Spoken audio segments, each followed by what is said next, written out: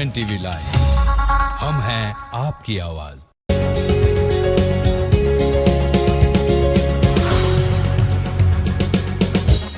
नमस्कार, UNTV live के उत्तराखंड एक नज़र कार्यक्रम में आप सभी का स्वागत है। मैं हूं प्रगति पचोली।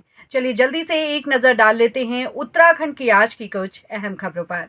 खबरों में सबसे पहले बात कर लेते हैं मुख्यमंत्री पुष्कर सिंह धामी की, जिन्होंने आज देश की राजधानी दिल्ली में प्रधानमंत्री नरेंद्र मोदी से शिष्टाचार भेंट की। इस दौरान मुख्यमंत्री पुष्कर सिंह धामी ने प्रधानमंत्री नरेंद्र मोदी को केदारनाथ और बद्रीनाथ धाम का प्रसाद, इसके साथ ही गंगा जल और रुद्राक्ष की माला भी भेंट की। वहीं 1 घंटे से ज्यादा लंबे समय तक चली इस मुलाकात के दौरान दोनों के बीच उत्तराखंड के विकास को लेकर चर्चा की गई।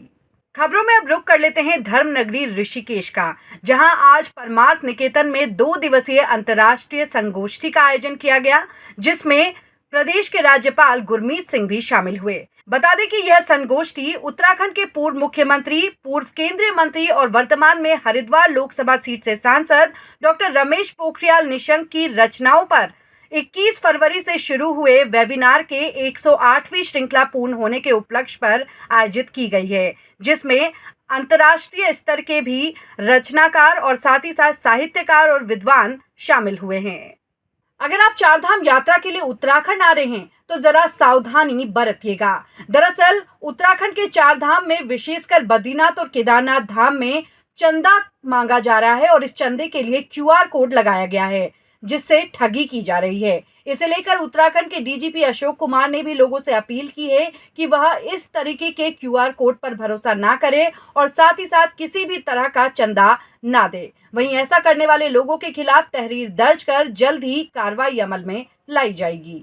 अब आपको उत्तराखंड पुलिस के एक SSI संतोष पेटवाल के बारे में बताते हैं, जो कि चारधाम यात्रा के दौरान यात्रियों की मदद करने का काम कर रहे हैं। विशेषकर संतोष पेटवाल उन यात्रियों की मदद कर रहे हैं जो कि या तो साधु संत हैं या फिर आर्थिक रूप से कमजोर हैं, जिनके पास पैदल चलने के अलावा चारों धामों का रुख करने के लिए और कोई दूसरा विकल्प ही नहीं है। ऐसे में संतोष पेटवाल ऐसे यात्रियों की मदद कर रहे हैं और साथ ही साथ उनके लिए उनके गंतव्यों तक पहुंचाने की व्यवस्था कर रहे हैं, यानी कि वाहनों की व्यवस्था कर रहे हैं। साथ ही इन लोगों के खाने पीने की व्यवस्था भी संतोष अपने ही स्तर से कर रहे हैं।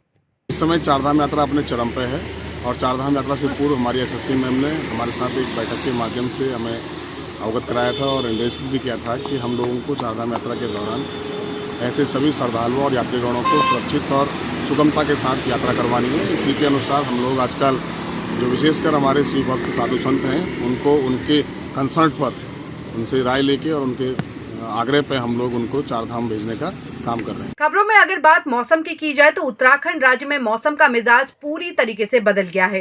दरअसल रविवार देर रात से ही उत्तराखंड के विभिन्न पहाड़ी और मैदानी इलाकों में बारिश शुरू हो चुकी है, जिसकी वजह से सीधे तौर पर किसानों की परेशानियां बढ़ चुकी हैं।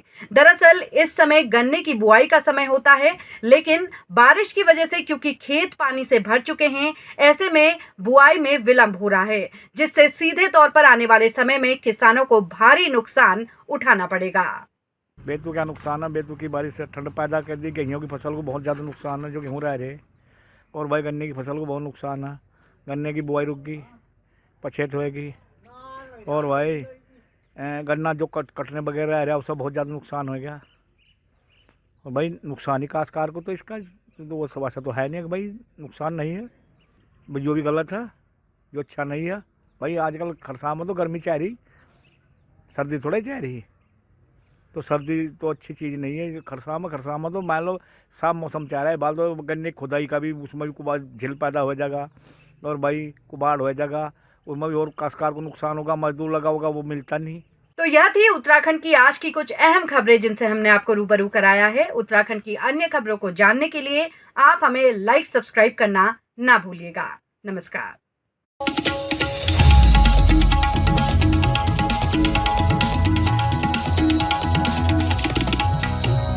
UNTV लाइव, हम हैं आपकी आवाज।